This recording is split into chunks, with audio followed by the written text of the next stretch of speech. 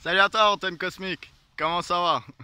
Moi, ça va top parce qu'aujourd'hui, je vais vous faire une des vidéos que je vais préférer faire. Je le sens déjà, je le vois déjà à l'avenir. Je le vois déjà parce qu'aujourd'hui, je vais confronter mes idées un peu avec le public et je vais vous expliquer, d'après moi, pourquoi l'astrologie, les astres donc, ont un impact sur l'humain et sur nos vies.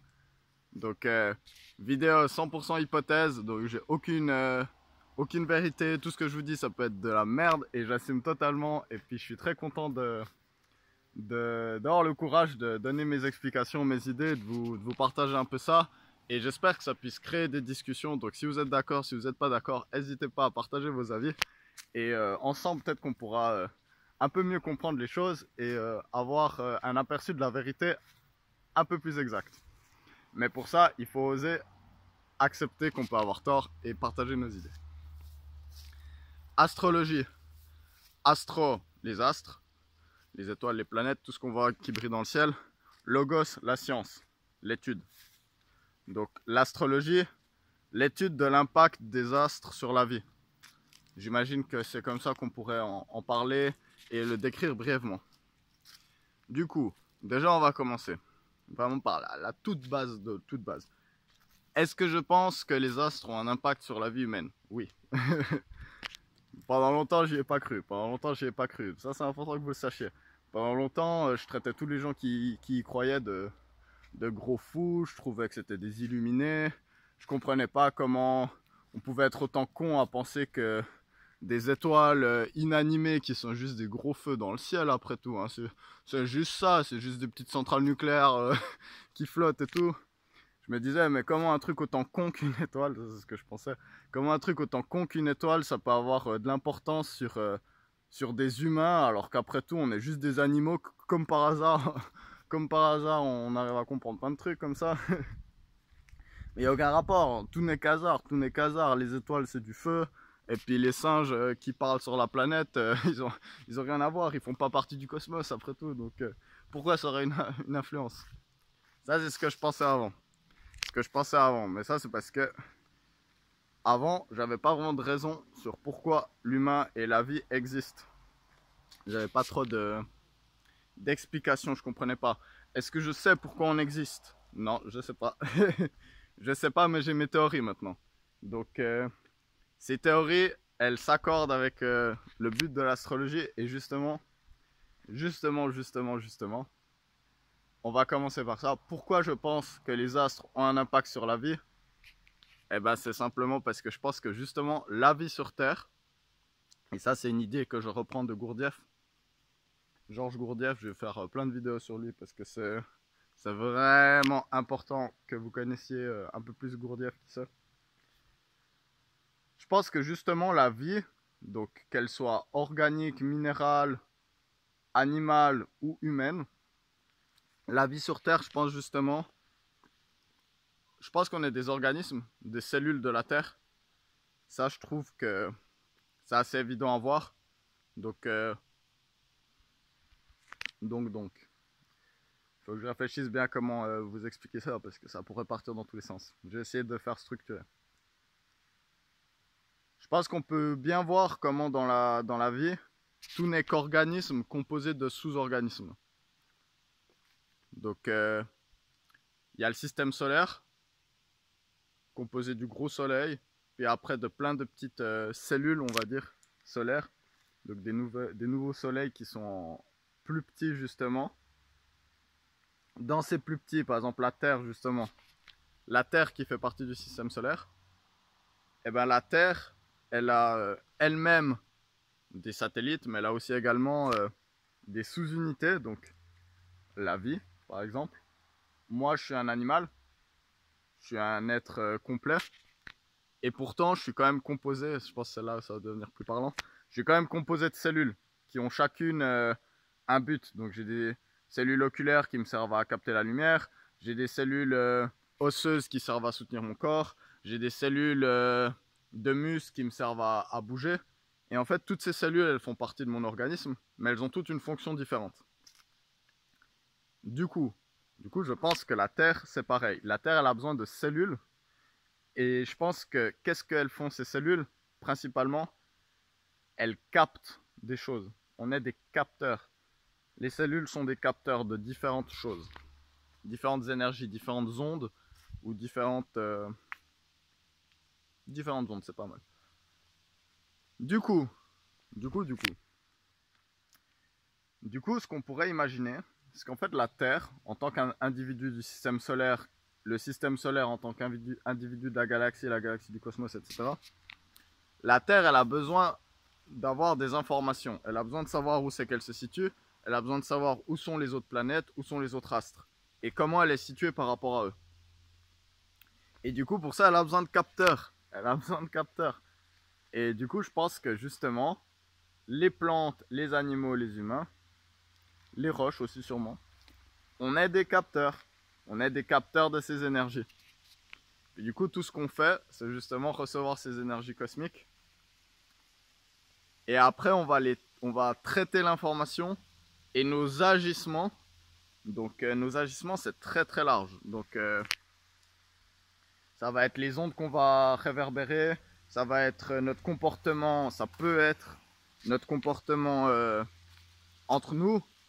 Donc, on pourrait imaginer que quand on pète bien les plombs, c'est qu'on a reçu tel type d'onde. Quand on reçoit tel type d'onde, on va se comporter de telle manière. Quand on tombe profondément amoureux, c'est qu'il y a eu tel type d'onde qui est venu.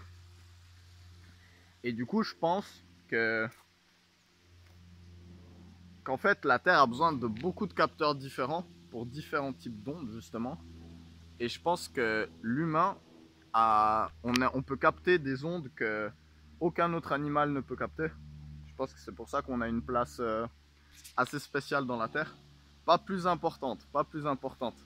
Juste on a une autre mission un petit peu différente. C'est le même principe, mais on capte, je pense, des ondes plus fines. Je pense que c'est ça ce qui se passe. Ou alors justement plus grossière, je sais pas. Du coup, on est des capteurs. Et par exemple, on pourrait imaginer quand il y a une grosse tempête, quand il y a une guerre, par exemple la Deuxième Guerre mondiale, qui était vraiment destructrice et qui a changé totalement la face de la Terre, ça peut être positif. On peut prendre la révolution des années 60, la révolution culturelle des années 60. Je pense que tout ça, c'est des très grosses influences planétaires, justement, qui viennent et qui permettent à la Terre de comprendre certaines choses. Et puis je pense que là où ça devient très compliqué, c'est que justement, il y a écrit nulle part que les singes, les humains, on peut comprendre toutes ces énergies. Il y a sûrement des énergies qu'on ne peut pas comprendre. Puis c'est pour ça que c'est dur de mettre dans des cases l'astrologie, justement. Qu'est-ce qui marche pas. Du coup, l'astrologie, je pense que quand on est en guillemets vierge de nos capteurs, ils sont tous à... C'est comme ça que je le visualise avec certains amis. On peut imaginer que nos capteurs, ils sont tous à 50% de base. Et puis que justement, au moment où on va être imprégné par les premières énergies de notre naissance, qui ont été accumulées déjà dans le ventre de notre mère. Donc les 9 premiers mois, on a commencé à grandir avec ces énergies. Et au moment où on est, en fait, les premières énergies qu'on reçoit, donc les énergies, c'est quoi? C'est des ondes. Donc je vous rappelle, le soleil et toutes les étoiles, c'est des énormes centrales nucléaires qui balancent tout type d'ondes comme ça, un truc de malade dans toutes les directions. Et après, les planètes, elles vont les réverbérer. Et ça va arriver jusqu'à nous. Et du coup, je pense que on peut capter l'angle, en fait, de l'onde. Et je pense que chaque planète a un aspect de la vie, justement, qui lui est propre. Parce que c'est justement ça. C'est par exemple, on dit Vénus, c'est la planète de l'amour. L'amour, en fait, c'est l'énergie. L'amour, c'est l'énergie vénusienne. L'action, c'est l'énergie martienne. Et en fait, l'action, c'est pas un concept qui sort de nulle part. C'est justement un concept. Comment on incorpore l'action est directement basé sur l'énergie martienne. Et du coup, notre action représente le climat martien. Notre amour représente le climat vénusien. Notre réussite représente le climat jupitérien, etc., etc. J'espère que ça a du sens. J'espère que ça a du sens. C'est assez perché comme théorie.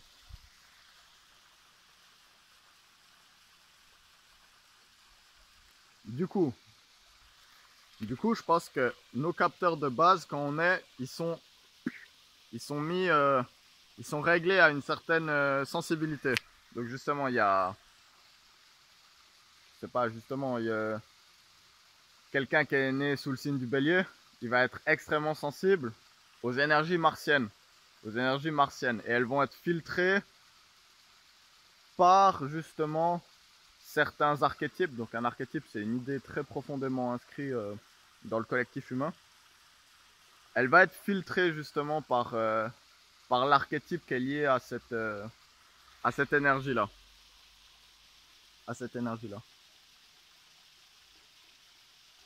Et voilà, je pense que c'est pour ça que ça marche, l'astrologie. Je pense qu'on est des capteurs. J'essaie de trouver une conclusion à cette idée, mais c'est pas forcément simple.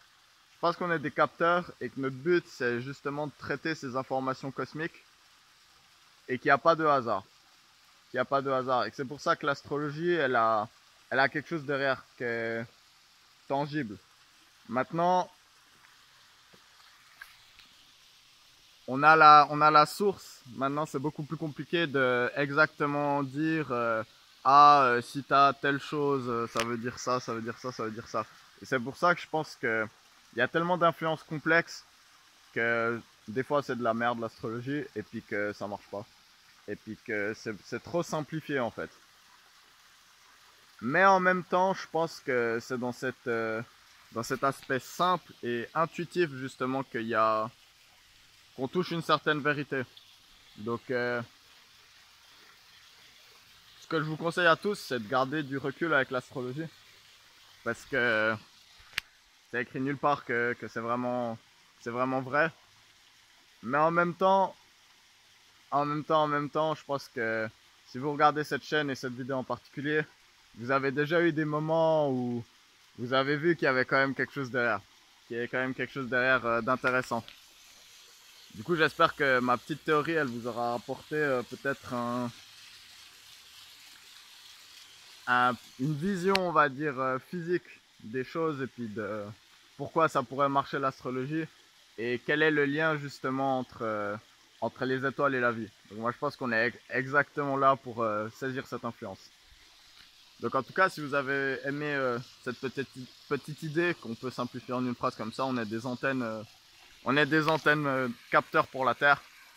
Si vous avez aimé cette idée, n'hésitez pas à me le dire. Et si vous avez une autre idée de pourquoi l'astrologie marche, n'hésitez pas à commenter, à me partager ça, et puis on va pouvoir discuter de ça ensemble. Donc voilà.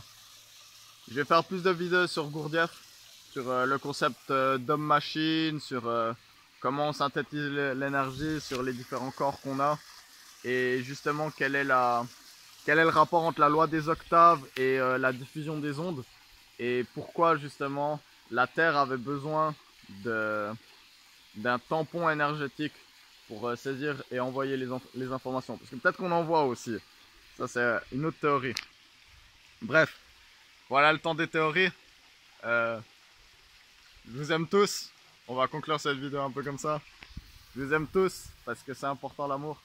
Et puis